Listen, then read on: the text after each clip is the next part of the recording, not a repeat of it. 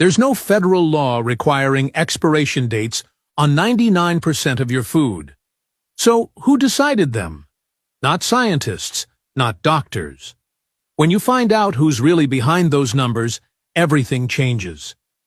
Here's something that might ruin your day. Those expiration dates on your food, they're basically made up. I'm not joking. The entire system was invented in the 1970s, and not because anyone was getting sick. Grocery stores wanted an easier way to rotate their stock. That's it. Before these little stamped numbers existed, your grandma would shake the milk carton, sniff the bread, and trust her own judgment. She was doing just fine. But then, the food industry realized something clever. Products labeled fresh sell for more money. Suddenly, everyone needed dates on everything. Here's where it gets ridiculous.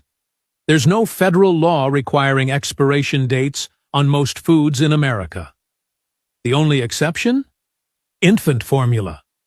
That's the single product legally required to carry a date. Everything else? Completely voluntary. And it gets worse. About 20 different labeling systems exist across the country, because each state just does whatever it wants. California has different rules than Texas. New York disagrees with Florida. It's chaos dressed up as consumer protection. My favorite part? The original purpose had absolutely nothing to do with telling you when food becomes dangerous. Zero. Zip. Nada. It was inventory management for store managers, not safety guidance for families. Yet somehow, we've all been trained to treat these arbitrary numbers like sacred commandments. The milk hits its date? Straight to the trash. Yogurt says next Tuesday? Better not risk it. We've become prisoners to a system that was never designed to protect us in the first place. Makes you wonder what else we've been getting wrong, right? Well, those confusing phrases stamped alongside the dates are even more misleading.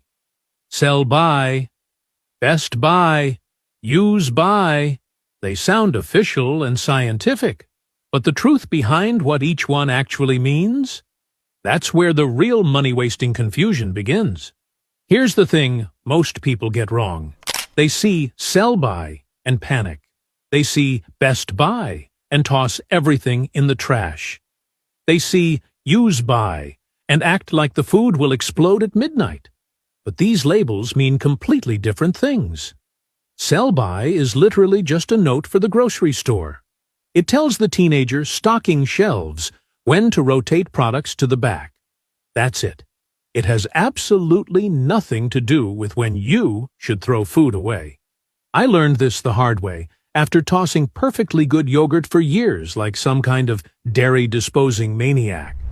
Best by is about quality, not safety. It's the manufacturer saying, hey, this tastes optimal before this date. After that, still perfectly fine. Just maybe not quite as crunchy or flavorful. Your cereal from 3 months ago won't hurt you. It just might be slightly less exciting. Which, let's be honest, describes most cereal anyway. Now, use by is the only one worth taking seriously. This label actually suggests a safety concern.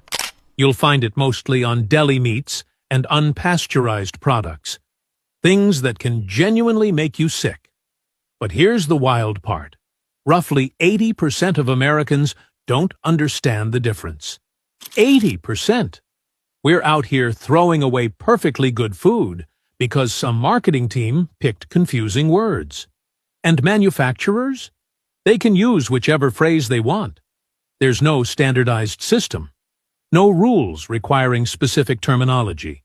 A few months ago, I had no idea what a health ring even was until my fiancé got me one.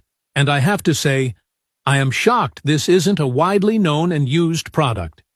It tracks my stress levels, and what I found out is that each time I took certain medication,